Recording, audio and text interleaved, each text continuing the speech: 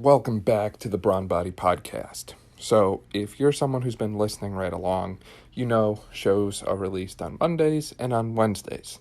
And this one is being released on Thursday, November 5th. So you're probably wondering, why is this a day late?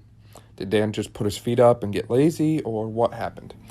So, my original plan for Wednesday was to talk about the election results and what impact that will have on health and fitness.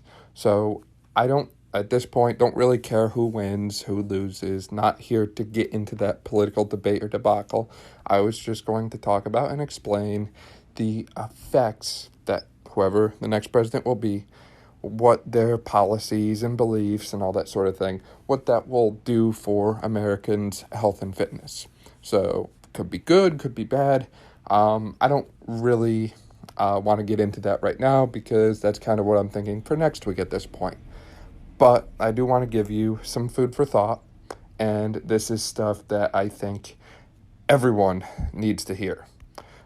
So there was a cartoon that came up the other day that I saw here, and it said it was a picture of basically a TV in place of some guy's butt cheeks, and all of these people with toilet heads walking towards it. And although that might sound a little graphic or weird or whatever, it definitely is. This is something that I think we all need to think about. So, as a health and fitness professional myself, I'm not here competing against other trainers. I'm not trying to steal clients. I'm not that. My biggest fight, I guess I'll say, or opponent, is the television, the screens. So basically, that's my enemy. The screens, Netflix, Hulu, whatever streaming service you use, the couch. Reason why is the average American, and this was from a few years back, this stat, the average American spends 5 hours a day watching TV. I can pretty much guarantee that number is significantly higher right now because of the election. Everyone's kind of glued to the TV, the screen, the news, that sort of thing. Total screen time for Americans is over 9 hours per day. Think about that. What kind of life are people living? You know, you sleep, 7-8 hours a day, and you work 8 hours a day. So you wake up, you go to work, you come home, you sit in front of the screen, and then you go back to sleep. Rinse, wash, repeat. Every day. For how many years? You wake up, you work, watch a screen about life, whether it's good or bad, or you get told what to think, what to believe, and you never get the full story. You never get all the facts. It's always manipulated slightly. So you wake up, you work, you watch the screen, you pay taxes, and eventually you die from a chronic disease or something similar because of the lifestyle you were living. That sound good? That is the unfortunate truth and reality for millions of Americans. Think about that. Is that the kind of life you want to live? Is that the kind of life you are living? I don't care where you fall politically. I'm not getting into the left versus right debate.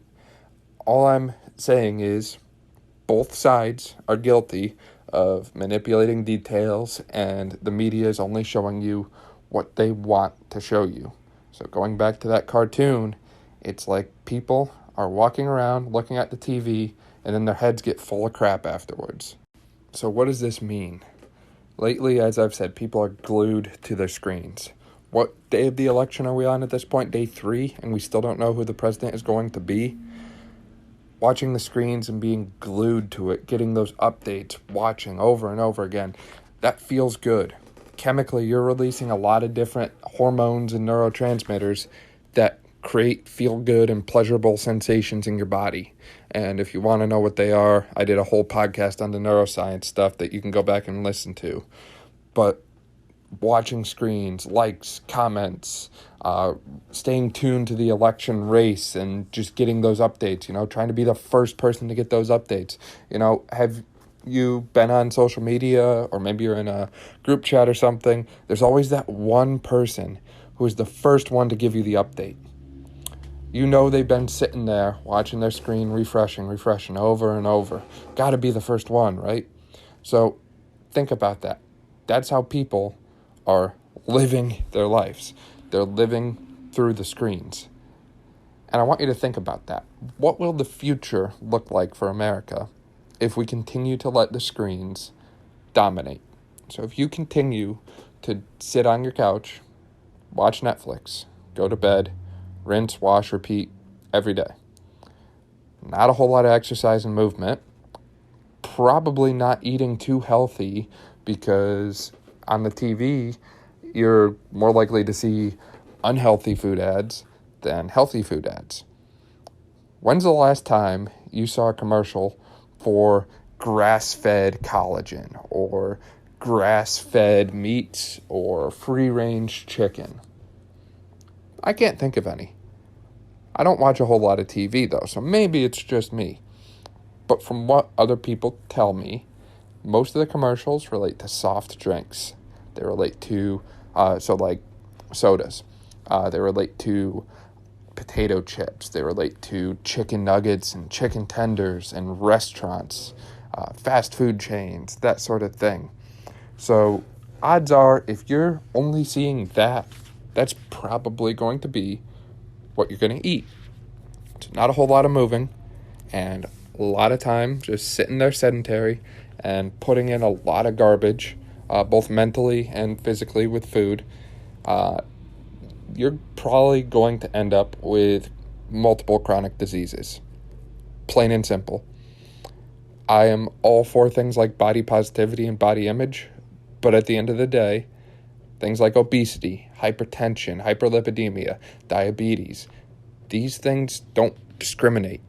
And if this is the life you're living, you are more susceptible and more prone to getting them. We did two whole podcasts early on, I think 3 and 4, all about how not moving and just being sedentary is going to impact you and your body, and how you can get up and get moving. Highly recommend going back to them right now, because think about what the future looks like. If everyone's glued to the screen, glued to the TV, it's an addiction, and then chronic diseases start popping up. I guarantee you, again, regardless of who wins, the next year, 2, 3 years, you're going to see an explosion in obesity rates. You're going to see an explosion in heart disease issues and deaths by cardiovascular disease. And that is not a good thing, obviously. So what will our lives look like? Will people stay inside because they have so many chronic diseases that they're more prone and susceptible to any pathology, any bacterial infection, viral infection, because of how poor their immune system functions? Will the addiction to the screen keep people from going out and living their lives? I'm seeing people fall victim to that already. There's people I know who are glued to their screen, whether it's the TV, the phone, the video games, whatever. And they're not living, they're alive, but they're not living their lives. They're living virtually, online. And if that's the world we want to live in, where our physical body doesn't matter, and we live online through some other virtual world, and in person, in real life, we're like a little hermit crab just kind of hiding out and getting through. If that's the life everyone else wants, then go ahead and create it. Because so far we've been doing a great job at it. But personally, that's not living for me. That's not taking in the freedom and all that life has to offer. Is doing things virtually the same as doing them in person? If you're playing some video game, going on some kind of adventure, is that the same as going out in person and adventuring in the mountains, on a lake, in the wilderness, getting outside and enjoying what Mother Nature has to offer? Is going on a video game and getting first place and winning in some competition the same thing as doing something in person with people and winning in some kind of competition? Or maybe it's a sporting event, is playing virtual football or virtual soccer or basketball or baseball the same thing as getting out with a group of people and doing like a rec league kind of thing? Personally, I don't think so. I'd rather do the in-person thing. Maybe you disagree. Maybe you think we need more screens and we need more virtual stuff because that's where the future is. And if that's your view, that's okay. We don't have to agree on everything. And I would love to hear your opinions. Where are we going to end up in the future? Will technology win? Or will the individual, the freedom of life win? And I want to hear some feedback on this. I want your comments. I want your thoughts. I want to know where you're at. Do you agree? Do you disagree? I'm pretty open-minded. So I'm going to listen, and I'm not going to sit here and shut you down. I'm not going to sit here and argue with you and fight with you. I'm going to be open-minded, hear your opinion, and either say, hey, those were some good points, and from that, here's what I think, or something along those lines.